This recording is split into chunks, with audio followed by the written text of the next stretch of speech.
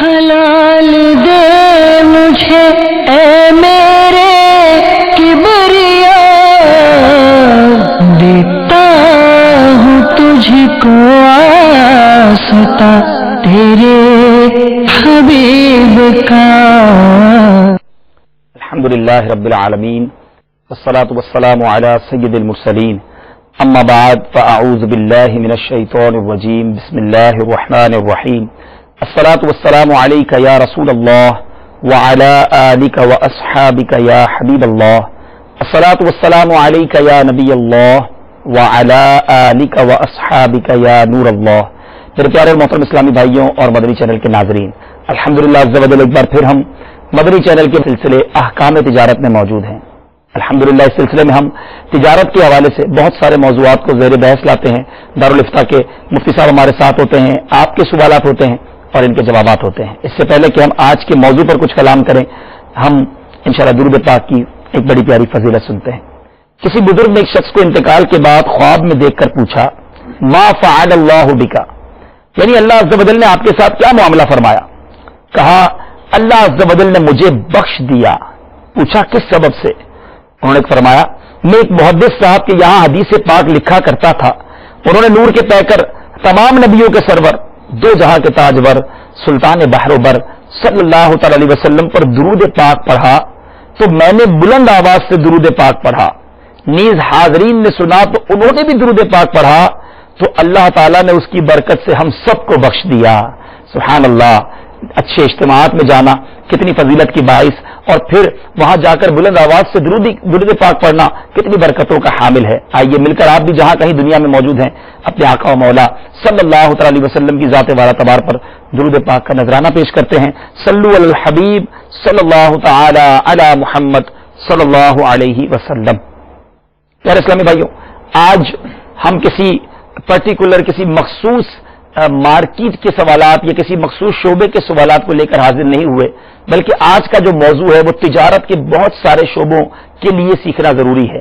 ہم چاہے motor cycle market کا سلسلہ کر رہے تھے، پچھلے دنوں ہم نے صرافہ بازار کا سلسلہ کیا، اناج مارکیٹ کا سلسلہ کیا، قسطوں پر کاروبار کے حوالے سے ہم نے گفتگو کی، تو ان تمام سلسلوں میں ایک اہم پہلو، اور کاروبار جب بھی کرے تو ایک اہم پہلو ہمیشہ سامنے آتا ہے، اور وہ ہے سود، انٹرسٹ جس کو کہا جاتا ہے، مارکپ بھی کہا جاتا ہے، بہت سارے نام اس کو دے دیے گئے ہیں۔ تو آج ہم نے ہمارے سلسلے میں مفتی صاحب نے الحمدللہ ہم نے ایک مشورہ کیا، اور یہ موضوع ہے سود کے احکام یا سود کی جو حرمت ہے، سود کیوں حرام ہوا، سود کہتے کس کو ہیں، اس متعلق انشاءاللہ سوال و جواب ہوں گے۔ مدنی چینل کے ناظرین جو ہمیں دیکھ رہے ہوں، اول تاخر سلسلے میں شامل رہیے گا۔ بعض اوقات بہت سارے سوالات آتے ہیں، مختلف نام دے کر سود کو جائز کرنے کی کوشش کی جاتی ہے اور لوگ اس کو جناب ایزی لیتے ہیں۔ تو آج انشاءاللہ بہت تفصیلاً ہم سمجھنے کی کوشش کریں گے، اور ہم نے اپنے سلسلے میں آج ایک اور بھی اضافہ کیا، یوں سمجھ لیجیے وہ کیا اضافہ ہے، کس کو ہم نے اپنے سلسلے میں بلایا ہے، وہ آپ کو تھوڑی دیر بعد بتائیں گے۔ حضور یہ ارشاد فرمائیں کہ سود جو ہے وہ کیا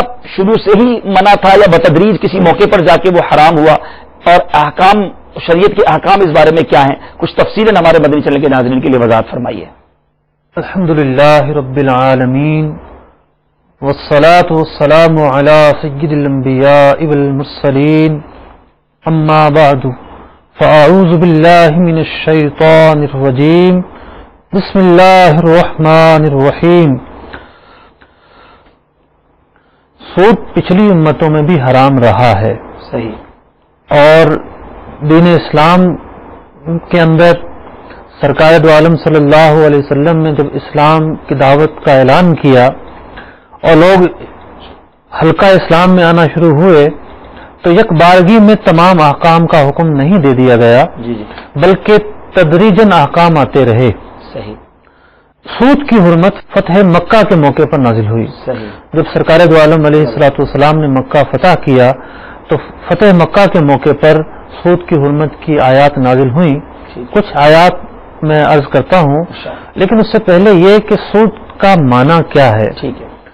عربی زبان میں سود کو کہتے ہیں ربا، اردو میں فارسی میں کہتے ہیں سود۔ بڑھوتری اس کا معنی ہے، اضافہ اس کا معنی ہے، زیادتی اس کا معنی ہے، یہ ہے لغوی معنی۔ لیکن فقہا نے اس صورت کو، اس کنڈیشن کو اور اس سودے کو جس میں سود پایا جاتا ہے، ان الفاظ سے تعبیر کیا، کل زیادت لا یقابلھا شیء یا عوض، ہر وہ زیادتی جس کے مقابل میں کوئی عوض یا بدلہ یا اگینسٹ موجود نہ ہو، وہ زیادتی، وہ اضافہ سود کہلاتا ہے۔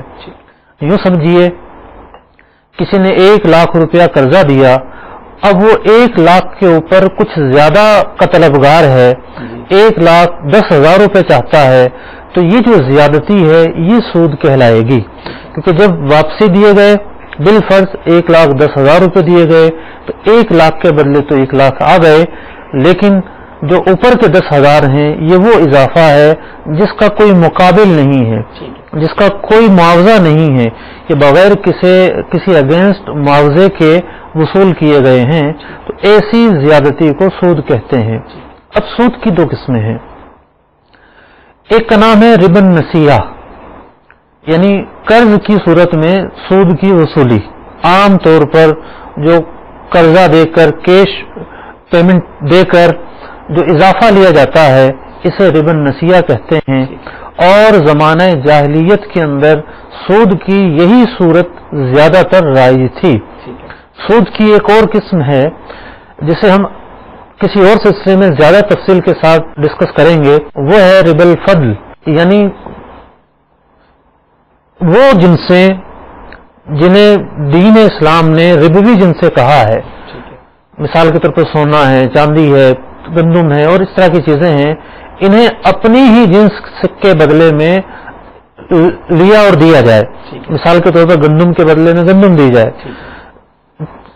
چاول کے بدلے میں چاول دیے جائیں، جو کے بدلے میں جو دی جائے اور اضافے کے ساتھ دی جائے، اور بھی اس کی کچھ شرائط ہیں۔ تو اس طرح کے معاملات کے بعد جو سود متحقق ہوتا ہے اسے ربا الفضل کہتے ہیں۔ یہ سود کی وہ قسم ہے ربا الفضل جسے حدیث نے حرام قرار دیا، اور ربا النسیہ کو قرآن مجید فرقان حمید نے حرام قرار دیا۔ آپ نے پوچھا تھا کہ یہ کب سے حرام ہوا؟ دین اسلام کے حوالے سے تو میں نے عرض کیا، لیکن پچھلی امتوں میں بھی یہ حرام رہا، اور جن قوموں نے اس نحوست کا ارتکاب کیا اللہ رب العزت نے ان کا بھی تذکرہ قرآن مجید فرقان حمید میں کیا ہے۔ سورہ نساء میں اللہ رب العزت ارشاد فرماتا ہے فَبِظُلْمٍ مِّنَ الَّذِينَ هَادُوا حَرَّمْنَا عَلَيْهِمْ طَيِّبَاتٍ أُحِلَّتْ لَهُمْ، اور یہود نے جو ظلم کیا اس کی وجہ سے اللہ رب العزت نے وہ حلال چیزیں جو ان پر جائز تھیں وہ بھی حرام قرار دے دیں۔ فرمایا گیا بِصَدِّهِمْ عَنْ سَبِيلِ اللَّهِ كَثِيرًا، اس لیے کہ انہوں نے بہتوں کو اللہ کی راہ سے روکا۔ ایک ان کا ظلم یہ تھا، یہ ایک اللہ کی طرف جانے سے روکنا ایک ظلم، اور مالی معاملات کے اندر جو ظلم سب سے پہلے اللہ رب العزت نے بیان کیا وہ کیا، وَأَخْذِهِمُ الرِّبَا وَقَدْ نُهُوا عَنْهُ، اور ان لوگوں نے سود کا ارتکاب کیا حالانکہ انہیں منع کیا گیا تھا سود سے، وَأَكْلِهِمْ أَمْوَالَ النَّاسِ بِالْبَاطِلِ، اور لوگوں کا مال ناحق کھانے کا انہوں نے ظلم کیا، ارتکاب کیا۔ تو کہنے کا مقصد یہ ہے کہ دین اسلام نے فتح مکے کے موقع پر سود کو حرام قرار دیا۔ قرآن مجید فرقان حمید کی کئی آیات نے اس کی مذمت بیان کی اور سود کی حرمت بیان کی، اور اس کے علاوہ احادیث طیبہ میں اس کی مذمت بیان ہوئی۔ سرکار دو عالم صلی اللہ علیہ وسلم نے سود کھانے والے پر، سود لینے والے پر لعنت فرمائی۔ ایک حدیث میں فرمایا گیا کہ سود کا ارتکاب کرنا ایسا ہے جیسا کہ 70 مرتبہ اپنی ماں سے زنا کرنا، بلکہ اس سے بھی بدتر۔ پیارے اور محترم اسلامی بھائیوں اور مدنی چینل کے ناظرین، بظاہر تو بہت چھوٹا سا کام لگتا ہے، لوگ بڑی خوشی خوشی انٹرسٹ کا کاروبار کر لیتے ہیں، اپنے بزنس کو بڑھانے کے لیے ایسی آفرز قبول کر لیتے ہیں، لیکن ذرا سوچئے ہم مسلمان ہیں، قرآن کیا کہہ رہا ہے، احادیث کیا کہہ رہی ہیں، ہمیں لرز جانا چاہیے، ہمیں توبہ کر لینی چاہیے۔ سود کے بارے میں مزید آپ کچھ سنیں گے۔ حضور یہ ارشاد فرمائے کہ آپ نے فرمایا کہ فتح مکہ کے موقع پر یہ منع ہو گیا، قرآن پاک کی آیات اور احادیث کے ذریعے آپ نے ارشاد فرمایا، لیکن اس وقت کچھ لوگوں کے کچھ پرانے ڈیلنگز بھی ہوں گی، معاہدے بھی ہوں گے، سودی کاروبار کر لیے تھے، اس وقت کیا ڈیسیشنز لیے گئے، کیسے اس کو مینج کیا گیا تھا؟ جب سود کے احکام نازل ہوئے تو مسلمان فوراً اس سے باز آ گئے اور سودی لین دین کا جو معاملہ تھا وہ ختم کر دیا. لیکن کاروباری دنیا کے اندر کچھ ڈیوز بھی ہوتے ہیں, کچھ بقایا جات بھی ہوتے ہیں. اب ایک صورتحال عجیب پیش آئی کہ جن لوگوں کے پہلے سے سودی معاملات چل رہے تھے اور جو سابقہ ان کے بقایا جات تھے سود کے حوالے سے, اس پر ایک سوال کھڑا ہوا. نبی اکرم علیہ الصلوۃ والسلام نے مکہ مکرمہ میں حضرت عتاب بن اسید رضی اللہ تعالیٰ عنہ کو فتح مکہ کے بعد گورنر مقرر کیا تھا, اور ان کے ساتھ ان کی معاملت کے لیے حضرت معاذ بن جبل رضی اللہ تعالیٰ عنہ کو مقرر کیا گیا کہ وہ قرآن و حدیث کی تعلیم دیں لوگوں کو. تو اب مکہ کے اندر دو قبیلے تھے, ایک طائف کے اندر تھا اور ایک مکہ کے اندر تھا. ایک تھا بنی ثقیف اور ایک تھا بنی مغیرہ. اب ان دونوں کے درمیان جھگڑا ہوا, اور جھگڑا اس بات پر ہوا کہ قبیلہ بنو ثقیف نے سود لینے کا مطالبہ کیا کہ جو ہمارے بقایا جات ہیں وہ ہمیں واپس کر دو. ٹھیک ہے, قرآن نے منع کیا ہے, آئندہ ہم اس کا ارتکاب نہیں کریں گے. یہ معاملہ پیش ہوا حضرت عتاب بن اسید رضی اللہ تعالی عنہ کے پاس. انہوں نے نبی اکرم علیہ الصلوۃ والسلام کو خط لکھا. سرکار علیہ الصلوۃ والسلام مدینہ منورہ میں تشریف فرما تھے. ایک روایت یہ ہے کہ حضرت معاذ بن جبل رضی اللہ تعالی عنہ نے خط لکھا. تو پھر قرآن پاک کی وہ آیات نازل ہوئیں وَذَرُوا مَا بَقِيَ مِنَ الرِّبَا کہ اب تک جو سود لیا گیا اس سے باز آ جاؤ, اسے چھوڑ دو, اور اگر تم باز نہیں آؤ گے تو پھر تمہارا اس معاملے کو جاری رکھنا اللہ رب العزت سے جنگ کرنے کے مترادف ہے. یہ آیت نازل ہوئی. سرکار دو عالم علیہ الصلوۃ والسلام نے مکتوب روانہ فرمایا حضرت عتاب بن اسید رضی اللہ تعالیٰ عنہ کے لیے, اور پھر یہ فیصلہ سنا دیا گیا کہ جو بقایا جات تھے اس کا لینا جائز نہیں ہے.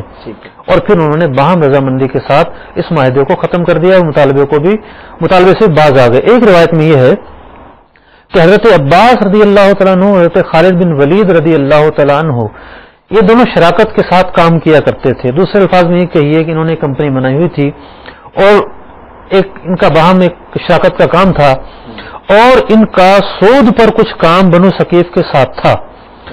جب یہاں پر انہوں نے مطالبہ کیا تو پھر وہ آیات نازل, نبی اکرم علیہ السلام کے پاس معاملہ گیا, پھر وہ آیت نازل ہوئی, اور پھر حضرت عباس رضی اللہ تعالیٰ عنہ کا جو سود بنتا تھا وہ انہوں نے ترک کر دیا, اس کا مطالبہ نہیں کیا. ٹھیک ہے. تو حضور یہ ارشاد فرمایا, ہو سکتا ہے کہ مدنی چینل کے ناظرین ہمارا سلسلہ بہت بڑی تعداد میں دیکھتے ہیں, تو کسی کے ذہن میں آ رہا ہو کہ آج قرآن و حدیث کی روشنی میں ثابت بھی ہو رہا ہے, آپ اس کے بارے میں بتا بھی رہے ہیں کہ کتنا ناپسندیدہ فعل ہے, تو کوئی ذہن بنائے کہ اب مجھے یہ کام نہیں کرنا, لیکن اب اس نے بھی کچھ اگریمنٹس کیے ہوئے ہیں, کچھ سود پہ رقم دی ہوئی ہے یا اسی طرح لی ہوئی ہے. اب اگر آج وہ کوئی فیصلہ کرنا چاہتا ہے تو ان اگریمنٹس کا, ان معاہدوں کا کیا کرنا ہوگا؟ جو اصل رقم ہے وہ وصول کر سکتا ہے. ٹھیک ہے.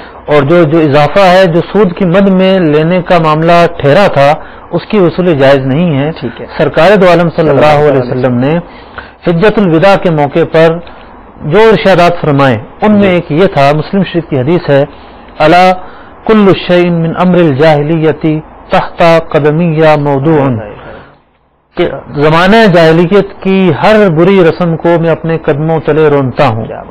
دماء الجاہلیت موضوعات, جاہلیت کا جو خون بہا ہے میں اسے رونتا ہوں. پھر آپ علیہ السلام نے حضرت ابن ربیعہ بن حارث کے خون بہا کو ترک فرمایا جو آپ کے خاندان سے تھے. دودھ پلانے کے لیے انہیں ایک قبیلے میں بھیجا گیا تھا اور حذیل نامی فرد نے اسے قتل کیا, اسے خون بہا کو آپ نے چھوڑا. پھر فرمایا وہ ربا الجاہلیت موضوعات, اور زمانہ جاہلیت کا جو سود چڑھا ہوا تھا میں اسے اپنے قدموں تلے رونتا ہوں. اور آپ نے اپنے گھر سے ابتدا فرمائی, اپنے چچا حضرت عباس رضی اللہ تعالیٰ عنہ کا جو سود تھا وہ چھوڑ دیا. فرمایا وہ ادا ربا عباس ابن عبد المطلب فإنہ موضوع کلہ, عباس رضی اللہ تعالیٰ عنہ کا جو سود تھا میں اسے ترک کرتا ہوں, اسے وصول نہیں کیا جائے گا. تو یہ ہے دین اسلام کا حکم, سرکار دو عالم علیہ السلام کا فرمان کہ کسی نے غلطی کی وجہ سے, کوتاہی کی وجہ سے, غفلت کی وجہ سے سودی معاملے کا ارتکاب کیا, تو جب اسے ہوش آ گیا, توبہ کر لی. توبہ کے تقاضوں میں سے یہ ہے, ایک تقاضا, توبہ کی شرائط میں سے ایک شرط کہ اسی وقت وہ توبہ قبول ہوگی جی جب فعل حرام سے بندہ باز آ جائے. سودی ایگریمنٹ تھا تو اسے ختم کرے گا تو توبہ قبول ہوگی. ٹھیک ہے. ختم کرنے کے بعد سوال یہ پیدا ہوگا نفع کا کیا کیا جائے. جی اب اس کی دو قسمیں ہیں. جی قرآن کا حکم تو یہ ہے کہ نفع وصول نہ کیا جائے. حدیث بھی یہی کہتی ہے کہ نفع وصول نہ کیا جائے. اب ہوتا یہ ہے کہ نفع کی واپسی کا بسا اوقات راستہ نہیں ہوتا. اگر انفرادی طور پر ہے نفع سے چھوڑ دیا جسے لینا تھا ٹھیک ہے, یہی قرآن کا حکم ہے, یہی حدیث کا حکم ہے. لیکن بسا اوقات سسٹم بنا ہوتا ہے. مثال کے طور پر پروویڈنٹ فنڈ ہے, کسی کا جمع ہو رہا ہے اس کو سود چڑھ رہا ہے. سیونگ اکاؤنٹ ہے, کسی کا جمع ہو رہا ہے اور سود چڑھ رہا ہے. واپس کرنے کی صورت بھی نہیں, واپس کرنے کا کوئی نظام ہاتھ نہیں آتا.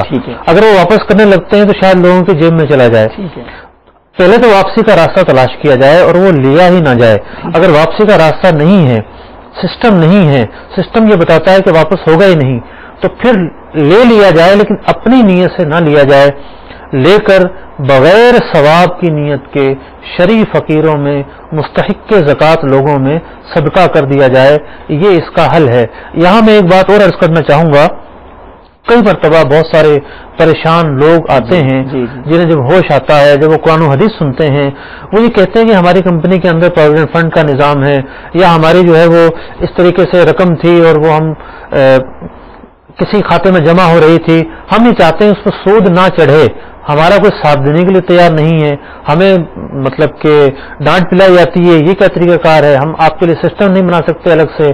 تو پروویڈنٹ فنڈ کے اندر ملازمین کی تنخواہیں جاتی ہیں, تو اگر اس کے اندر یہ اضافہ کر دیا جائے کہ جو سود لینا نہیں چاہتا اس کو کوئی سود نہیں لگے گا, اس کا سرمایہ بس ایک اکاؤنٹ میں ڈلتا رہے گا. پہلی بات تو یہ ہے کہ سودی نظام ہی ختم ہو, لیکن جو لوگ بچنا چاہتے ہیں انہیں کم از کم راستہ دیا جائے, قرآن و حدیث پر عمل کرنے کا انہیں موقع دیا جائے, اور جو لوگ اس کے لیے تعاون کریں گے اللہ رب العزت ضرور انہیں اجر عظیم عطا فرمائے. ماشاءاللہ مفتی صاحب, آپ یقیناً آپ کی یہ قرآن ہے, آپ یہ چاہتے ہیں, اور الحمدللہ ہمارا یہ سلسلہ دنیا کے کئی شعبوں میں دیکھا جاتا ہے, ملکوں میں دیکھا جاتا ہے. ہو سکتا ہے ایسے لوگ ہمیں سن رہے ہو جو یہ سسٹم بناتے ہوں, اس سسٹم میں کچھ اپنی کارکردگی دکھا سکتے ہو, تو آگے بڑھیے اور قرآن و سنت کے احکامات اور جو لوگ عمل کرنا چاہتے ہیں ان کی مدد کیجیے. مفتی صاحب, آپ نے یہ فرمایا کہ وہ سود نہ لے, اگر کسی فرد واحد سے اور جہاں سسٹم کا پرابلم ہے وہاں لے لے, مگر بغیر ثواب کی نیت سے لے. یہ تو کچھ صورت میں جو معاہدہ چل رہا ہے یا ایسا کوئی ٹرمز چل رہی ہیں. اگر کسی نے ایسا کاروبار کر لیا یا ایسی کوئی طریقے سے آج تک سود کما لیا ہے اور اب اسے پتا چل رہا ہے کہ جو پچھلا میں نے کام کیا تھا وہ غلط تھا, اب اس کے لیے کیا راستہ ہے؟ جو اس نے نفع کما لیا, خرچ بھی کر دیا, اب اس کے بارے میں وہ کیا کرے؟ دیکھیے, وہ مال حرام ہے, ٹھیک ہے. اب وہ اس مال سے نہ تو حج کر سکتا ہے, نہ اس مال کو زکوٰۃ میں دے سکتا ہے, بلکہ کسی کے پاس کروڑوں روپے ہیں, رشوت کے ہیں, سود کے ہیں, ان ذرائع سے حاصل ہوئے ہیں جن کی وجہ سے مال حرام کا اطلاق ہوتا ہے. کروڑوں روپے ہیں, ان پر زکوٰۃ نہیں ہوگی. اللہ رب العزت پاک ہے اور پاک مال کو قبول فرماتا ہے. یہ تو ناپاک اور گندا مال ہے. تو حکم یہ ہے اس مال کو بغیر ثواب کی نیت کے فقراء میں صدقہ کر دے, مستحق زکوٰۃ لوگوں میں تقسیم کر دے. جو وہ لے چکا ہے اس کو بھی وہ صدقہ کر دے. جی ہاں. اور اگر لوٹا سکتا ہے جن لوگوں سے سود لیا تھا تو انہیں پہلے لوٹانا ہوگا. بہتر یہ ہے کہ انہیں لوٹا دیا جائے, لیکن یہ واجب نہیں ہے. ٹھیک ہے, امید ہے میرے پیارے اسلام بھائیو بہت سارے جو غلط فہمیاں ہیں وہ دور ہو رہی ہوں گی. مفتی صاحب, ایک بڑا سود کے بارے میں سوال کیا جاتا ہے کہ جناب جب دونوں ہی راضی ہیں, غلط تو وہ سود ہوا نا جس میں کسی مجبور کو دبایا جاتا ہے, دونوں ہی راضی ہیں, دینے والا بھی راضی, لینے والا بھی راضی, بلکہ بعض اوقات تو لوگ کہتے ہیں غریب کا بھلا ہوتا ہے, اس کو کوئی قرضہ نہیں دیتا تو اس کو سود پر قرضہ مل جاتا ہے, اس کا کام ہو جاتا ہے, تو آپ کیوں اس کو برا کہتے ہیں؟ شریعت کی بات پر واقعی میں اپنی عقلیں نہیں دوڑانی چاہیے, لیکن اگر آپ ہمیں کچھ مزید اس کی حکمتیں بتا دیں کہ سود حرام ہونے میں حکمتیں کیا ہے, تو اور ہمارے لیے کلیئر ہو جائے گا یہ کانسیپٹ. دیکھیے, دین اسلام 4 چیزوں کا نام ہے. ٹھیک ہے, 4 چیزوں کا نام اسلام ہے. کتنی اہم بات ہوگی. کیا بات ہو گئی. نمبر 1 عقیدہ, سبحان اللہ. نمبر 2 عبادات, سبحان اللہ. نمبر 3 اخلاقیات, اور نمبر 4 احکام. کیا بات ہے, کیا بات. عقیدے کے بغیر دین کی عمارت باقی نہیں رہ سکتی. سب سے بنیادی چیز عقیدہ ہے. صحیح. عقیدے کے بعد عقیدے کے اندر جب اللہ رب العزت کو اپنا معبود مان لیا تو پھر اس کی عبادات, اس کے احکامات پر عمل کرنا, یہ ایک مسلمان کی ذمہ داری ہو گئی. تو عبادات پر عمل پیرا کرنا اسلام کا دوسرا پہلو ہے. پھر ہے اخلاقیات.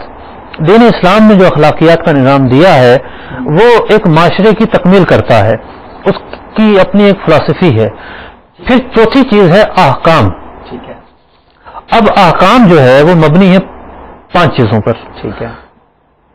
حفظ جان، حفظ مال، حفظ عزت، حفظ نسب اور حفظ عقل، یعنی جان کی حفاظت، مال کی حفاظت، عزت کی حفاظت، نسب کی حفاظت اور عقل کی حفاظت، ان تمام چیزوں پر کے لیے شریعت نازل ہوئی ہے. شریعت کے جو احکام نازل ہوئے ہیں وہ ان 5 چیزوں کے لیے نازل ہوئے ہیں. اور آج دنیاوی معاشرے کے اندر بھی آپ دیکھ لیں جو سزائیں ہیں وہ کیوں ملتی ہیں؟ جناب اس لیے ملتی ہے اس نے کسی کو قتل کیا ہے حفظ جان کی پامالی کی وجہ سے، اس لیے سزا دی جاتی ہے کہ اس نے کسی کی عزت خراب کی ہے. بڑے بڑے دعوے ہو جاتے ہیں جناب کورٹوں کے اندر، جناب وہ کلیم کر دیے جاتے ہیں عزت کی وجہ سے. اس لیے سزا دی جاتی ہے کہ چوری کی ہے، غصب کیا ہے، ڈاکہ مارا ہے، مال تلف کیا ہے. جو حفظ مال کا جو فلسفہ ہے اس کی خلاف ورزی کی گئی. نشے پر جو ہے وہ سزائیں ملتی ہیں، اس لیے ملتی ہیں کہ اس کی عقل سلامت نہ رہی. اور نسب زنا جو حرام ہے اس کی وجہ یہ ہے کہ اس سے نسب بگڑتا ہے. سمرائز کر دیا آپ نے. ان 5 چیزوں کے اندر ایک چیز ہے مال. ٹھیک ہے. اب جو مال ہے قرآن مجید فرقان حمید نے اس کی حفاظت کا ایک پورا فلسفہ دیا ہے. اس کی حفاظت کا معنی کیا ہے؟ اس کی حفاظت کا معنی یہ ہے اس مال کو اس طریقے سے خرچ کیا جائے کہ معاشرے کے اندر توازن برقرار رہے. مثال کے طور پر ایک آدمی بہت بڑی لاٹ خرید لیتا ہے اور 10 20 50 گودام بھر دیتا ہے اور پورے شہر میں قحط پڑا ہوا ہے، اناج کے لیے لوگ تڑپ رہے ہیں. وہ یہ کہتا ہے کہ میرا مال ہے، میں نے خریدا، میں نے رقم خرچ کی، میں نے اپنی پلاننگ کی، میں کیوں بیچوں؟ دین اسلام کہتا ہے کہ اس کا یہ فعل حرام ہے، اس کا یہ فعل مفاسد پر مبنی ہے، دین اسلام کے جو مقاصد تھے اس کے خلاف ہے. تو اسی طریقے سے مال کے حوالے سے ذخیرہ اندوزی بعض صورتوں میں منع کی گئی. جب ذخیرہ اندوزی کی ممانعت کا موقع آئے گا تو دین اسلام اس کی اجازت نہیں دے گا. لیکن کیوں نہیں دے گا؟ اس سے نقصان پہنچتا ہے، معاشرے کو نقصان پہنچتا ہے، قوم کو نقصان پہنچتا ہے. تو اسی طریقے سے جو سود ہے اس کا تعلق بھی پورے معاشرے کو پہنچنے والے نقصان کے ساتھ ہے. سود کے جو نقصان ہیں وہ 2-3 طرح کے ہیں. سب سے پہلے تو سود کے نقصان کا جو معاملہ ہے اس میں ایک اخلاقی اور روحانی پہلو ہے. دیکھیے جب ایک فرد جو ہے وہ خود غرضی کا شکار ہو جائے تو یوں سمجھیے کہ اس کی جو روحانیت ہے، اس کا جو اخلاق ہے اس پر پھر داغ لگ جائے گا اور اس کا جو ضمیر ہے وہ مردہ ہوتا چلا جائے گا. خود غرض انسان کا ضمیر زیادہ عرصے زندہ نہیں رہ سکتا.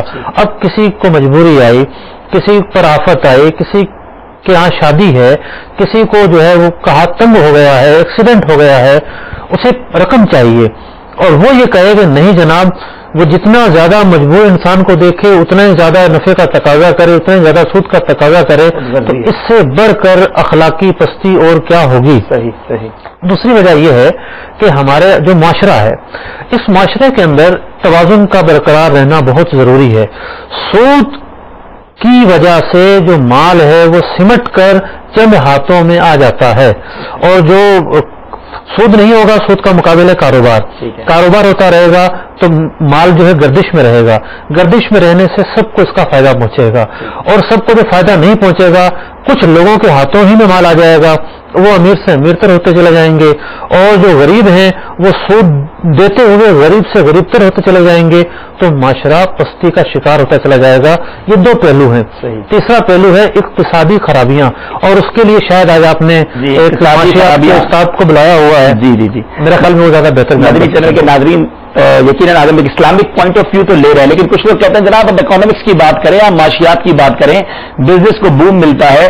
ہم نے الحمدللہ آج ایک ماہر معاشیات کو بلایا، استاد ہے، وہ معاشیات کے سبجیکٹ کو پڑھاتے ہیں، لیکن وہ کوئی آپ کے لیے کوئی ایسی شخصیت نہیں ہے جس کو آپ نہیں جانتے. مدنی چینل کے ناظرین بہت اچھی طرح جانتے ہیں، لیکن شاید ان کی جو سیرت ہے، ان کی جو یوں سمجھ لیں کہ شخصیت ہے، اس کا یہ وصف آج آپ کو کھلے گا. جی ہاں، ہمارے بہت اچھے نقیب ہیں، بہت مقبول نقیب ہے، سلسلہ ہمارے مدنی چینل پہ بہت زبردست انداز میں کرتے ہیں.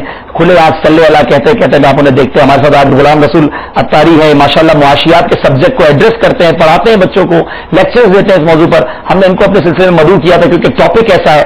السلام علیکم ورحمۃ اللہ وبرکاتہ. وعلیکم السلام ورحمۃ اللہ وبرکاتہ. مرحبا مرحبا, کیسے ہیں جناب صاحب؟ خیریت سے ہیں؟ ماشاء اللہ. حضور آج یہ بتائیے کہ ہمارا ٹاپک آپ سن رہے ہوں گے ماشاء اللہ, مفتی صاحب بڑے پیارے انداز میں اسلامک پوائنٹ آف ویو تو دے رہے ہیں, اسلامی ہمیں معلومات دے رہے ہیں. یہ بتائیں کہ یہ ایز اے اکنامسٹ آپ اکنامک کے شعبے کو ڈیل کرتے ہیں, بات کرتے ہیں اس پر, یہ بتائیں کہ اس کے لحاظ سے سود کے معاشرے پر, کاروبار پر, اقتصادی طور پر کیا برے اثرات پڑتے ہیں؟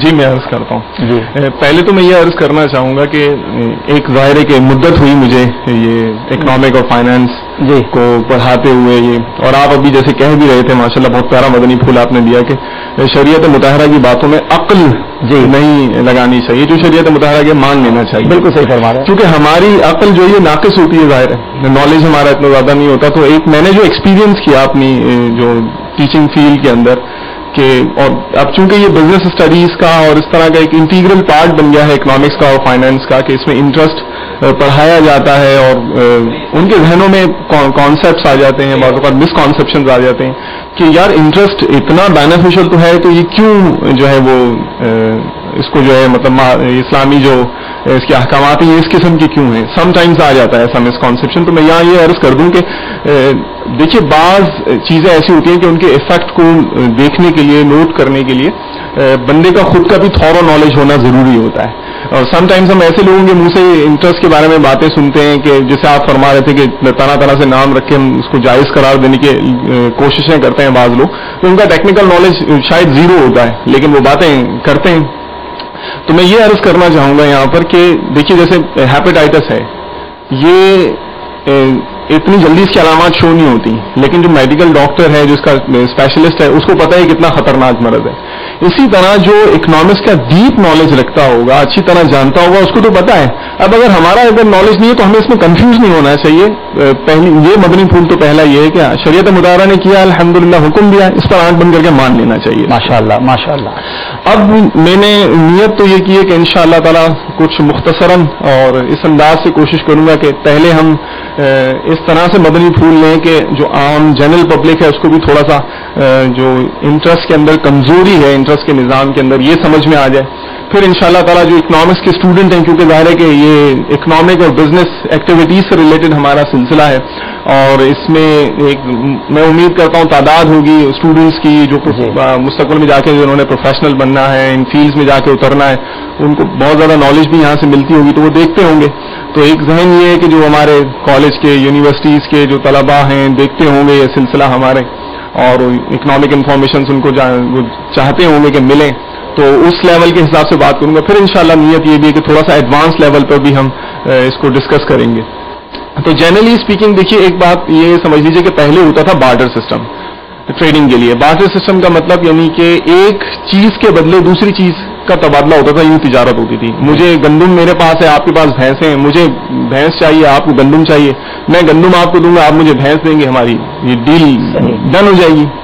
اب اس میں ظاہر ہے کہ کچھ مسائل تھے, تو جو وقتاً فوقتاً وقت گزرنے کے ساتھ ساتھ منی یعنی پیسہ یہ ڈیولپ ہوا تاکہ جو ہے ٹریڈنگ کے اندر فیسلٹیز آ جائیں, تجارت کے اندر سہولیات یہ ہمیں مطلب ملیں.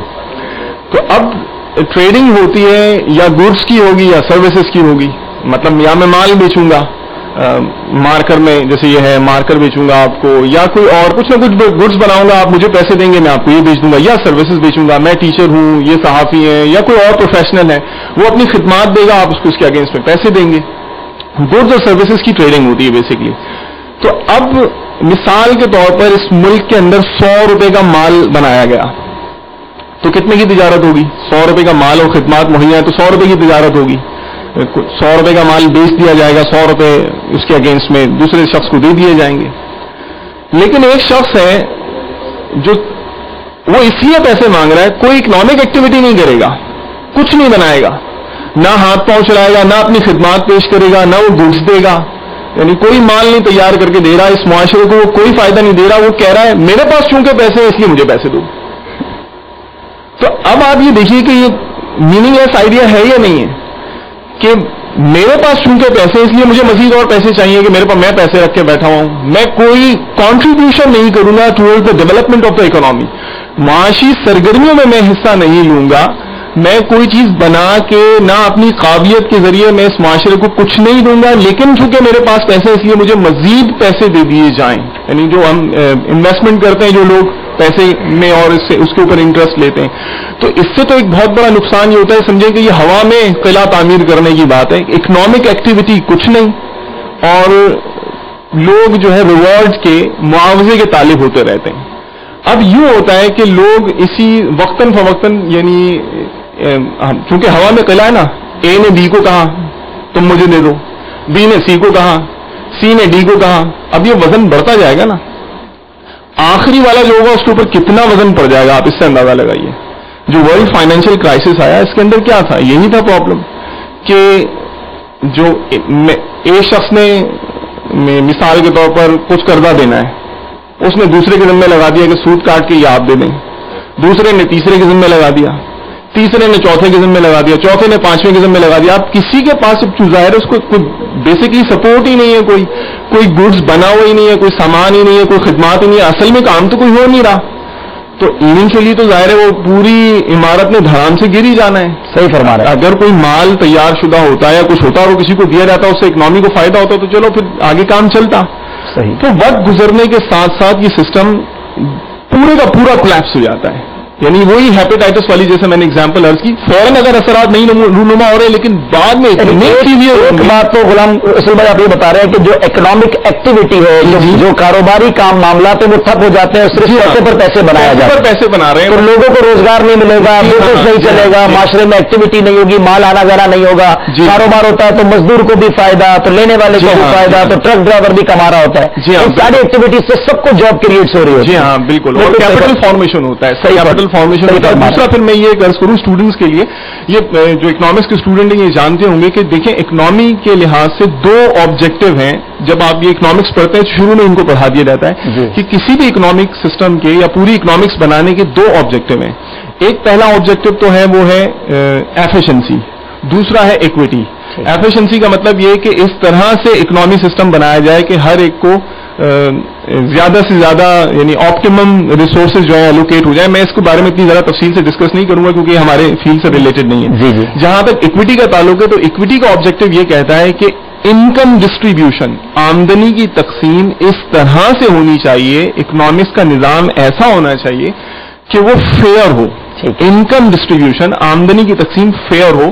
ایسا نہ ہو کہ ایک غریب شخص اتنا غریب ہو کہ اس بیچارے کو کھانے کو نہیں مل رہا، اور دوسری طرف ہم دیکھتے ہیں کہ اتنی لگژری ہے کہ یعنی کہ غلام رسول آپ کی بات سے پھر یہ سمجھ آ رہا ہے کہ جملہ بڑا بولا جاتا ہے کہ آج ہمارے معاشرے میں غریب تر ہوتا جا رہا ہے. جی ہاں. امیر تر ہوتا جا رہا ہے کہ اس کی بڑی وجہ یہی سودی نظام اور یہ سارے معاملات ہیں. انڈسٹری دیکھیں نا، جیسے میں نے پہلے عرض کیا کہ آپ دیکھیے ایک کے پاس پیسہ، وہ پیسے سے مزید پیسہ اس کو وہ تو بناتا جائے گا. ایکٹیویٹی اکنامک ہو نہیں رہی. ٹھیک. اب اکنامک ایکٹیویٹی نہیں ہو رہی، غریب کیسے کمائے گا؟ اس کے پاس تو پیسہ نہیں ہے نا. یعنی ماشاءاللہ سامان دے سکتا ہے یا اپنی جو ہے وہ کوئی سامان کی تیاری میں مدد دے سکتا ہے، اسی سے اس کو آمدنی ملے گی. آپ بہت پیاری باتیں ہمیں بتا رہے ہیں. آج ہمارے ساتھ ماہر اقتصادیات بھی موجود ہیں، ہمیں وہ گائیڈ بھی کر رہے ہیں. ہمارے ساتھ مفتی صاحب بھی موجود ہیں. غلام رسول ساتھ رہیے گا. آپ نے مفتی صاحب سے سوال کرنا چاہوں گا. مفتی صاحب یہ بتائیں کہ گردش مال کی بات ہو رہی ہے، اسلامک پوائنٹ آف ویو سے اسلامی نظریے سے یہ گردش مال کے بارے میں آپ کیا فرماتے ہیں؟ یہ مال گردش کرتا رہے، لوگوں کے ہاتھوں میں آتا رہے، کاروبار ہوتا رہے، اسلام اس بارے میں کیا رہنمائی کرتا ہے؟ دیکھیے دین اسلام کی جو تعلیمات ہیں وہ اتنی حکمت سے بھری ہوئی ہیں کہ وہ تمام جہتوں کو دیکھ کر وہاں کوئی بات بیان کی جاتی ہے. ٹھیک ہے. آپ حیران ہوں گے کہ امام غزالی رحمۃ اللہ تعالی علیہ نے احیاء العلوم کے اندر باقاعدہ گردش مال پر بحث کی ہے. اچھا. اور اس بات کو بیان کیا ہے کہ سود کی وجہ سے مال کی جو گردش ہے جیسا کہ بیان کیا جا رہا تھا وہ رک جاتی ہے.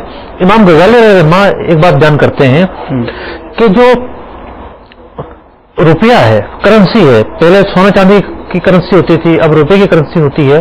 تو کرنسی کو اس لیے ایجاد کیا گیا ہے، یہ خود مقصود نہیں ہے. ٹھیک ہے. اس سے مقصود چیزیں لی جاتی ہیں، یہ معاوضہ بنتی ہیں. ٹھیک ہے. جب انسان خود کرنسی کو معاوضہ بنا دیتا ہے، یعنی کرنسی کے بدلے کرنسی کے بدلے جو ہے نا معاوضہ لیتا ہے، تو وہ کفران نعمت کرتا ہے۔ اللہ اللہ اللہ اللہ۔ ایک چیز جس حالت کے لیے، جس مقصد کے لیے پیدا کی گئی، وہ اس مقصد سے جب ہٹ جاتا ہے، کرنسی پر ہی پیسہ کماتا ہے، تو وہ کفران نعمت سے کام لیتا ہے، اور اس کی وجہ سے گردش مال رک جاتی ہے۔ اللہ اللہ۔ امام غزالی رحمۃ اللہ تعالی علیہ نے احیاء العلوم میں ان نکات پر بحث کی ہے۔ سب باتیں بڑی پیاری ہو رہی ہے، اور واقعی سچی بات یہ کہ بہت سارے ہماری غلط فہمیاں دور ہو رہی ہیں، بہت کچھ سیکھنے کو مل رہا ہے، لیکن کیا کریں، ہمارے سلسلے کا ایک طریقہ یہ بھی ہے کہ ہم آپ کی کالز بھی شامل کرتے ہیں، وقت بھی سلسلے کا کم ہے، کچھ کالیں لے سکیں گے، مجھے بتایا جا رہا ہے بہت کالیں جمع ہو گئی ہیں، ہمیں ایک دو کالیں دے دیجیے، پھر انشاءاللہ مراد رسول بھائی سے ایک نظریہ بڑا اس پر ڈسکس کیا جاتا ہے، ٹائم ویلیو آف منی، اس پر بھی انشاءاللہ بات کریں گے، لیکن پہلے ایک کال لیتے ہیں۔ صلو علی الحبیب صلی اللہ تعالی علی محمد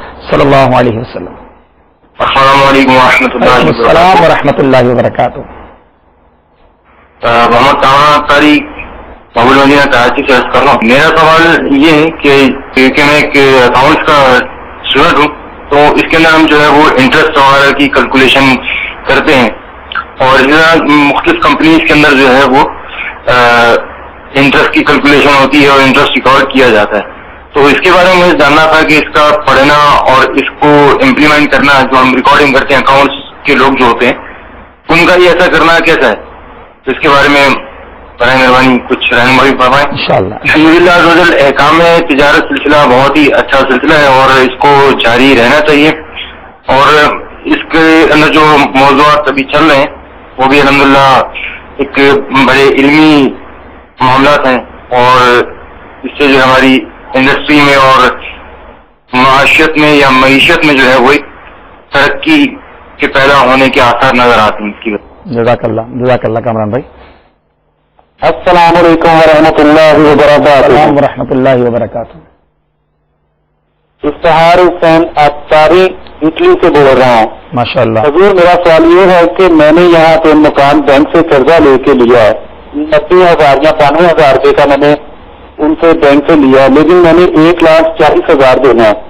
آپ مجھے پرانا حدیث کی روشنی میں یہ پلیز بتا دیں کہ یہ میرے لیے جائز ہے یا ناجائز ہے۔ میں تقریباً 1 سال سے میں اتاری ہوا ہوں، بابا جان کے بیان سنے ہیں، مجھے بہت اچھا لگتا ہے۔ میری 2 بیٹیاں جو کہ بابا جان کو اور کچھ بھی پروگرام چل رہا ہوتا ہے خود دل بزو خصوص نگران شورا اور بابا جان جب بھی اسکرین پہ آتے ہیں تو مجھے یہ سب دیکھ کر بہت اچھا لگتا ہے، اور بڑی باتیں اور بھی ہیں جو کہ میں کہنا چاہتا ہوں، لیکن میرے بچے میرے بچوں کی امی سب بتا رہی ہیں، اور ان کو دیکھ کے میرے یہاں پہ 2 بھائی بھی ہیں، وہ بھی الحمدللہ مجھے دیکھ کے پہلے سنت کے مطابق میری گاڑی نہیں تھی، میں دین شو کرتا تھا، اس کی میں نے توبہ کی ہے، جیسے بابا جان نے کہا کہ جتنی گاڑی منڈوائی اس کی توبہ کرنی ہے، اور سنت کے مطابق ایک منٹ کی گاڑی رکھی ہوئی ہے۔ الحمدللہ رب العالمین، مدنی ٹی وی کی برکتیں ہیں، بہاریں ہیں ہمارے گھر میں الحمدللہ۔ احکام تجارت میں ہمیں بہت اچھا لگتا ہے۔ بہت بہت شکریہ افتخار بھائی، آپ نے اٹلی سے کال کیا، اتنی حوصلہ افزائی کی، مفتی صاحب کیسی پیاری خبر ہے، اٹلی میں ہے، صرف مدنی چینل دیکھا اور ماشاءاللہ داڑھی شریف بھی رکھ لی، گھر میں مدنی ماحول بھی آ گیا۔ اللہ تعالیٰ آپ کے گھرانے کو سلامت رکھے، آپ کو بھی جواب دیں گے۔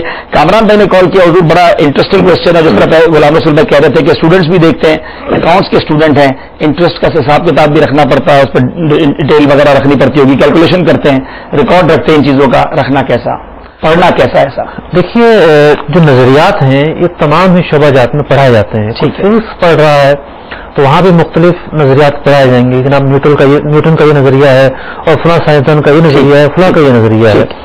تو کامرس کی تھیوری کے اندر، اکنامکس کی تھیوری کے اندر، معاشیات کی تھیوری کے اندر بھی بہت سارے نظریات بتائے جاتے ہیں، ٹھیک ہے، اور ان نظریات پر مبنی فوائد بھی بتائے جاتے ہیں، ٹھیک ہے۔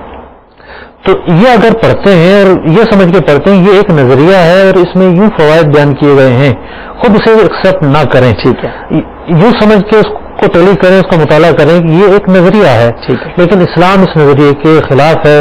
جو فوائد بیان کیے گئے ہیں یہ فوائد ظاہری ہیں، دین اسلام کی تعلیمات کے مطابقت نہیں رکھتے، یوں سمجھ کر اگر یہ اپنا مطالعہ کریں تو کوئی حرج نہیں۔ پڑھنے کی حد تک، سیکھنے کی حد تک وہ ٹھیک ہے، لیکن یہ کاروبار یہ جاب کرنا، کسی کا انٹرسٹ کا حساب کتاب رکھنا، وہ تو پھر درست نہیں ہوگا نا۔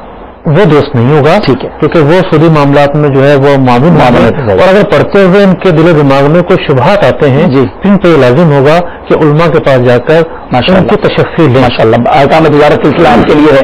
آج سود پر ہم بہت زیادہ تفصیلی گفتگو کر رہے ہیں۔ افتخار بھائی اٹلی سے آپ نے کال کیا، بینک سے قرضہ لیا 90,000 کا جو گھر تھا وہ 1,40,000 اب ان کو پے کرنے پڑیں گے، ایسا کرنا کیسا؟ دیکھیے انہوں نے اٹلی سے فون کیا ہے، اور شریعت کا اس معاملے میں حکم یہ ہے کہ جو سود کا لین دین ہے یہ مسلمان اور مسلمان کے درمیان منع ہے، یا مسلمان اور ذمے کے درمیان منع ہے، ٹھیک ہے، لیکن اگر حربی کافر سے ایسا معاہدہ کیا جائے جو سودی صورت پر مشتمل ہو، ٹھیک ہے، اور اس سے نفع لیا جائے تو یہ جائز ہے، سوچ سمجھ کر نہ لیا جائے، ٹھیک ہے، لیکن اس کو نفع دیا نہیں جا سکتا، ٹھیک ہے، لیکن غیر مسلم ممالک کے اندر جو نظام ہے وہاں اپنا گھر بنانا اتنا بڑا مسئلہ ہے کہ علماء ہند نے بھی اس بات کی اجازت دی اور علماء پاکستان نے بھی اس بات کی اجازت دی کہ وہاں مورگیج کے ذریعے جو گھر ملتے ہیں، سودی قرضے پر جو گھر ملتے ہیں غیر مسلم ممالک میں، ان بینکوں سے قرض لے کر جو گورنمنٹ کے ہوں یا جن میں مسلمانوں کے شیئر نہ ہوں، ٹھیک ہے، گھر لیے جا سکتے ہیں۔ ٹھیک ہے، ایک بات صرف شارٹ میں کلیئر کر دیجیے گا کہ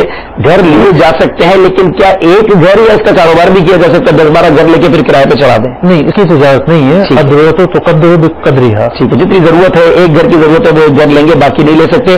پورا مسئلہ لاسٹ میں ہمیں یہ بتا دیں، وقت ہمارے پاس کم ہے، یہ ٹائم ویلیو آف منی کا جو نظریہ ہے وہ کیا چیز ہے؟ اس بارے میں کچھ ہمارے منی چل کے ناظرین کو گائیڈ کیجیے۔ ایسا اگر آپ اجازت دیں تو یہ ویلتھ موبلائزیشن اور سرکولیشن کے اوپر بھی ایک مدنی پھول عرض کر دوں اکنامکس کے حوالے سے، جیسے امام غزالی علیہ رحمہ کے حوالے سے ہمارے مفتی صاحب فرما رہے تھے جی، ویلتھ سرکولیشن کے لحاظ سے بھی دیکھیے بہت مختصراً عرض کرتا ہوں۔ مثال کے طور پر میرا جو ایکسپینس ہوگا وہ کسی نہ کسی کی انکم ہوگا، یعنی جو میں خرچ کروں گا وہ کسی کی آمدنی بنتا ہے، ٹھیک ہے۔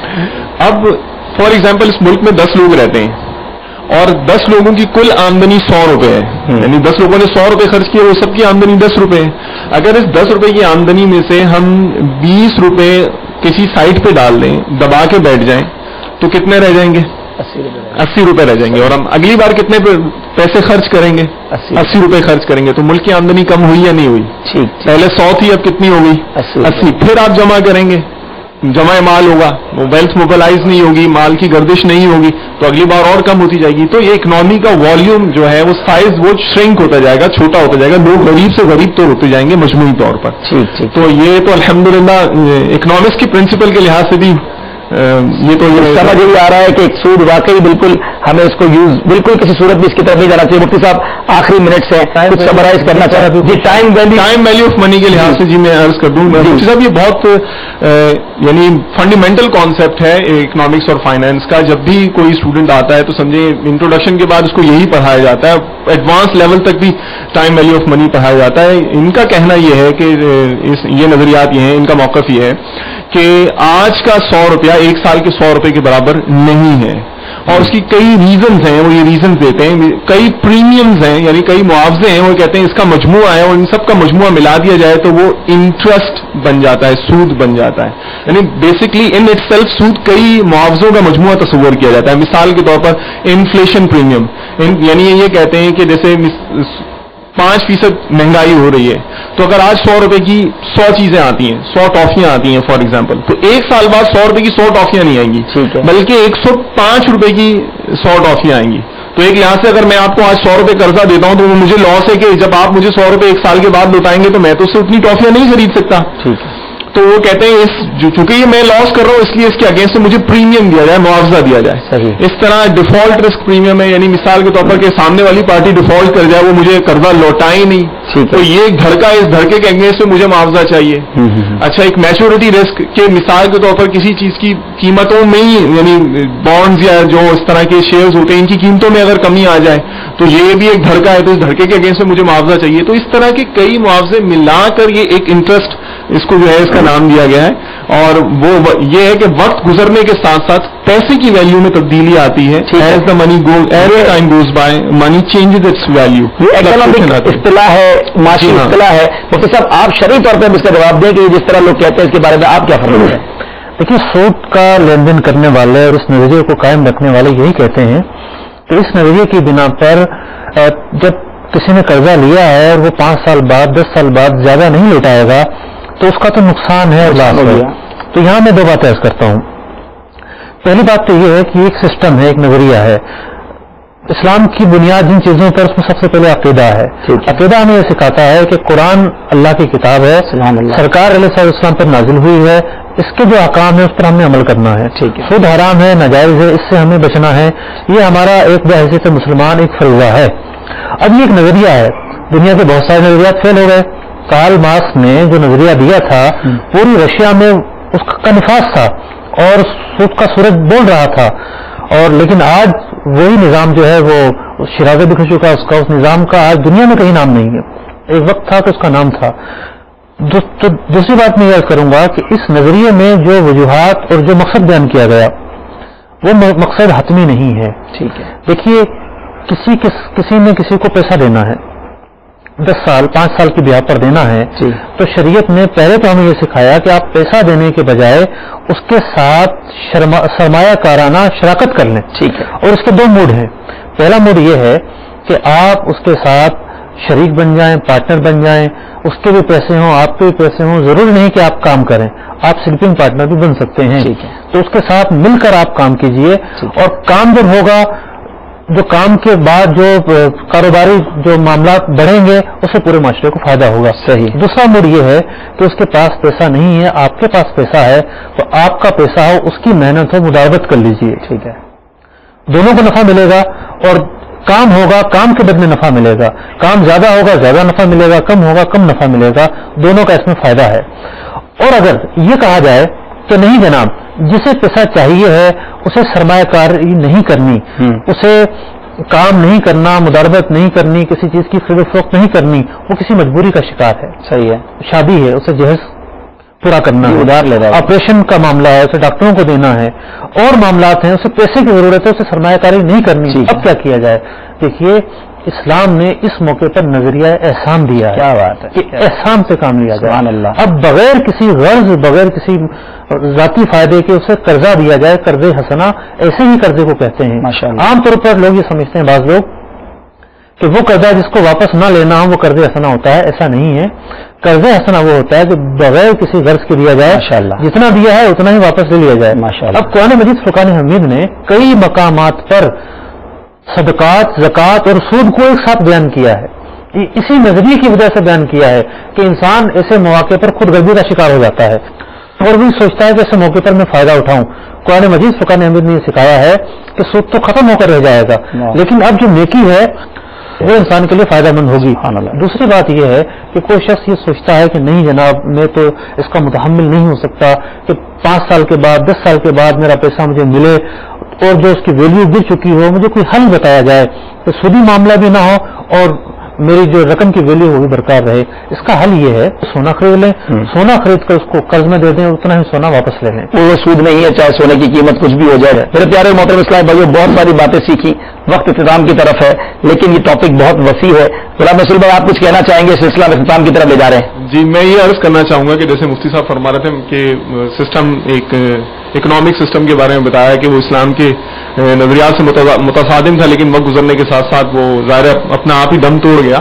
تو جو انٹرسٹ بیس اکنامی ہے، اس کے لیے بھی اب تو بلکہ نئے نظریات سامنے آ رہے ہیں. مثال کے طور پر زیرو انٹرسٹ ریٹ پالیسی ہے.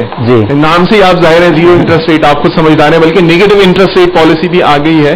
اور جو ڈائیورسفیکیشن کے لیے، کیونکہ جیسے میں نے پہلے عرض کیا کہ انٹرسٹ بیس اکنامی کے اندر یہ عیب ہے کہ لوگ پروڈکٹیو کام یعنی پروڈکشن کرنے والی ایکٹیویٹیز میں پیسہ نہیں لگاتے.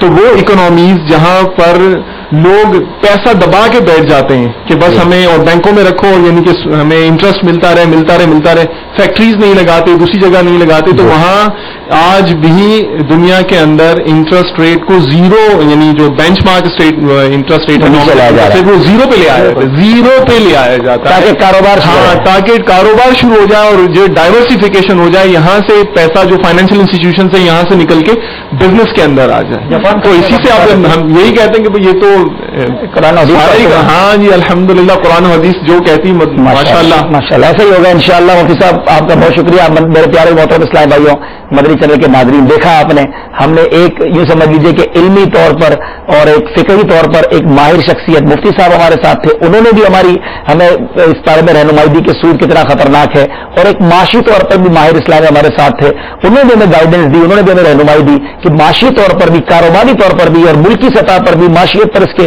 کتنے برے اثرات مرتب ہوتے ہیں. بلکہ دنیا والوں نے ریئلائز کرنا، اس بات کو سمجھنا شروع کر دیا کہ انٹرسٹ جو ہے وہ بڑا خطرناک ہے. جاپان میں زلزلہ آنے کے بعد انہوں نے یہ لوگوں کو کہا ہے کہ جناب آپ کو زیرو بنیاد پر جناب قرضہ تاکہ کاروبار بڑھتا رہے. ملک کی ترقی کا راز بھی اسی میں اللہ تعالیٰ سے دعا کرتے ہیں کہ اللہ تعالیٰ ہمیں بھی سودی نظام سے چھٹکارا عطا فرمائے، اور آپ سے گزارش ضرور ہے جو کاروبار کرتے ہیں کسی صورت بھی اپنے کاروبار میں سود کو شامل نہ ہونے دے. اس کی تباہ کاریاں آپ نے سنی. اللہ تعالیٰ ہم سب کے رزق حلال میں برکت عطا فرمائے، رزق حرام کی نحوست سے ہم سب کو محفوظ فرمائے. آمین بجاہ نبی الامین صلی اللہ تعالی علیہ وسلم. حلال دے مجھے